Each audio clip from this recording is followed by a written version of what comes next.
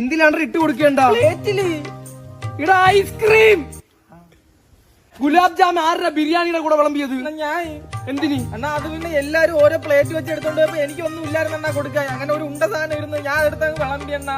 നീയൊക്കെ ഇത് കേക്കണം. ഫസ്റ്റ് പന്തിക്ക് ഗുലാബ് ജാം തീർന്ന് എന്നെ പാവന്മാരെല്ലാം ഗുലാബ് ജാം എന്നാ വിളിക്കുന്ന. ആ പെണ്ണ് കല്യാണം കഴിച്ച് പോയാ എന്തോ പോയി.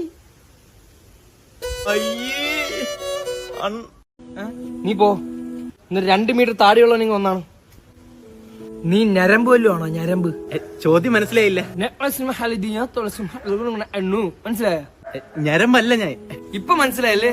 ഒരു കാര്യം ചെയ്യും, ഞാനിപ്പൊ കഴിക്കാൻ വേണ്ടി ഇരിക്കുകയാണേ. നീ ഇപ്പൊ ബിരിയാണി എനിക്ക് വിളമ്പണം, ഒന്ന് വിളമ്പിയാണ്. പാവോ ഇരിക്കുന്ന ഇരുത്തം നോക്കിയാണ്ടാ കിളിയും പോയി. അല്ല ഇത് ആൺകുട്ടിയാണോ പെൺകുട്ടിയാണോ? പെൺകുട്ടി. അതിങ്ങെടുത്താൻ കൂടാ കൊച്ചിന് ഇത്രയും വിളമ്പുന്ന എന്തിനി?